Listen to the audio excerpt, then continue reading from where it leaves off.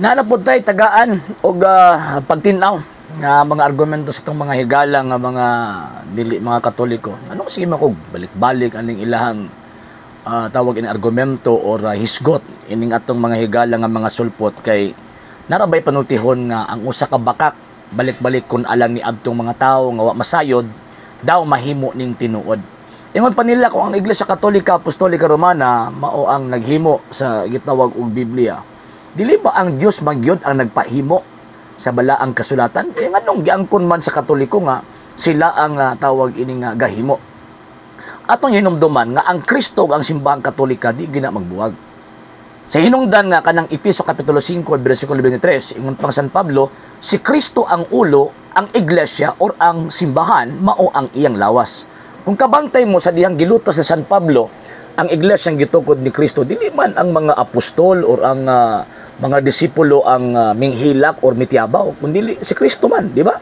Dingon siya kan San Pablo, Saulo, Saulo, nganong gilutos mo ako. So buti pasabot kung tagaan og dakong pagtagad ang iglesia ang gitukod ni Kristo samara nga gitagaan og pagtagad ang atong Ginoong Kristo.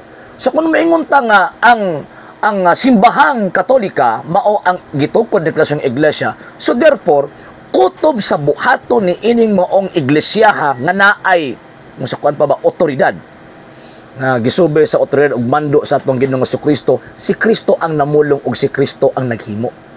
So buti pasabot kanang maong paghimo sa balaang kasulatan, kanang miingon ta nga ang Iglesia Katolika Apostolika Romana mao ang responsableng nagpahimo, nagpagawas ni anang maong balaang kasulatan or Biblia nga gituuhan natong sinulat nga pulong sa Dios. Si Kristo ang nagmando og kabubuton ni Kristo nga mugawas ng maong libro ha. Sa hinungdan nga ang tawag ining ang Kristo, again, di gid na pwede buwagon nimo sa simbahan. Mapatingon niya, St. Matthew chapter 28 verse 20, ako magauban kaninyo kanunay hangtod sa katapusan sa kalibutan. And at the same time, usasama nga tawag ining pagkaagi, ingon pa niya, magayo sa samahan, nga tagaan ning maong simbahan na og laing manlaban ang espiritu sa kamaturan. Mabitaw nga ang balaang kasulatan nga kanang Biblia nga atong ginaila karon. Actually daghan kaayo nagkuan daghan kaayo mga gipamilian nga mga manuskrito before 4th century. Sa hinungdan nga ilang i-determine asa man gid ang inspired ug dili inspired. Asa man gid dinhi ang tawag ining naay credible and tinuod legit nga document nga gikan sa mga apostol ug dili legit nga document. Sa New Testament lang not less than 1,000 manuscripts ang ilahang gipang-gather. So kung walay bala ang espiritu ang responsable na gather ini, buti pasabot di sila makakita kung unsa tong inspired o dili inspired. Out of 1,000 manuscripts nga ilahang gigather sa New Testament lang na ha, out of 1,000 manuscripts or not less than 1,000 manuscripts, 27 books lang ang ilang nahukman nga mauni ang tawag ining klaro inspired written word of God sa New Testament. So kung walay Espiritu Santo kining maong simbahan na di sa makadetermine, di sa makahatag og tawag ining pagdeterminar kung unsa bagyod ang inspired o dili inspired og katong written word of God o dili written word of God. So the fact nga ang Iglesia Katolika Apostolika Romana nakadetermine na kining 27 books mo niya ang inspired written word of God, so therefore siya ang naay Espiritu Santo. Ephesians chapter 3 verse 10, ang Dios mutudlo sa kalangitan, ihatag niya, mahibaw-an nato ang iyang kaalam, ang iyang kahibalo, pinaagi sa simbahan sa nagkalaing-laing paagi. So, kanang pag-determine simbahang Katolika concerning sa legit o dili legit nga mga manuskrito or mga documents from the apostles, pagpadayag ka na nga kanang maong simbahan na mauna ang kang Kristong iglesia. So mo na kung maingon ta nga ang Dios mo ay nagpahimo, gipahimo niya kini pinaagi sa iyang simbahan. Kaya again mahibaw-an nato ang kahibalo, ang kaalam sa Dios sa nagkalaing paagi pinaagi sa iyang simbahan. So mo na nakaproduce ang simbahang Katolika og New Testament, and at the same time gikuha ang Old Testament, giusag gihimong Biblia ang Dios, ang hinungdan ni ana ang Dios. Siya ang migiya ni anang maong tanan kay para ang mga Katoliko na ay tawag ining basis ba in terms of faith, and at the same time na apoy tradisyon.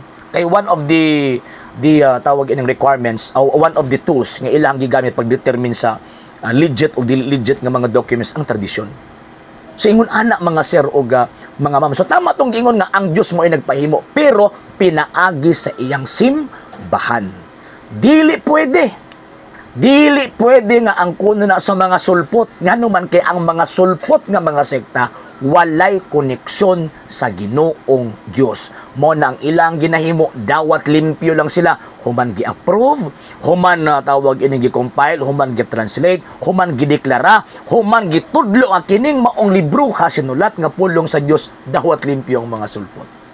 Pagkahuman ana ilang gamitong kapital panglingla, pagpangilad sa mga inosenteng mga tao kay para mutuon nila para aron ingnon tinuod sila. Pero ang tinuod na mga sir ug mga ma'am kanang maong mga pundok ka bot-bot pag mauna gani ng Biblia sa pundok nga tawag ini nga Kristiyano, mauna gani ng Biblia, una panigawas ang pundok peki ng pundok ka. Ngano man kay ang tinuod nga pundok ang Biblia migawas after na 400 years after nag-existar kining maong simbahan. Kay siya ang responsabling gigamit sa Ginoong Dios, siya ang responsable nga diin mouthpiece kumbaga. Kung sa kuan pa ba pamulong sa Dios, pinaagi ni mong simbahan, masayra nato ang kahibalo sa Dios, masayra nato ang kabubuton sa Dios. Mao nang naaning bala ang kasulatan. Mao na kining atong mga amigo mga sulpot, di lagi pataka lagi angkon lagi kay sayo na kay pag-angkon pero lisod kay na pamatud-an. Simbahan Katolika, ni-claim siya at the same time na may proof. Ug usa sa mga proof din na kanang librong Biblia, even ang mga banggitang protestante di makabalibad ana. Katulad mga butikmot nga mga protestante mo balibad ana. Okay? Sa hindi pa po nakapag-follow sa mga pages po natin, i-follow niyo po yung mga pages po natin. RJ Horolanciano II TV Apolia Punto Argumento page, Kuya Apologist TV page, and RJ's Vlog 2022. And pwede rin po kayo mag-send po dyan ng Facebook stars. And also, sa ating po mga channels, sa hindi po nakapag-subscribe, subscribe po ninyo yung mga channels natin, Dalay Catholic, Apologist International Official, RJ Sano II TV, Kuya Apologist TV, and Barrio Kawayan Religious Forum. And pwede rin po kayo mag-send po dyan ng super sticker, super chats, and super thanks. And maraming salamat po sa mga kapatid ko mga Katoliko na ulis pong tumutulong sa programa po natin. Maraming salamat po. Nang dahil po sa tulong at suporta po ninyo, ang programa pong ito, until now, andito pa rin po sa social media. And until now din po, nangangailangan pa rin po tayo sa tulong at suporta po ninyo dahil wala po kami magagawa rito mga sir, mga ma'am, kung wala po yung tulong at suporta po ninyo. Sa gusto pong tumulong, sa gusto pong sumuporta, pwede po ninyong ipadala ang tulong at suporta po ninyo sa pamamagitan po ng ating mga account numbers dyan po sa ating pong screen.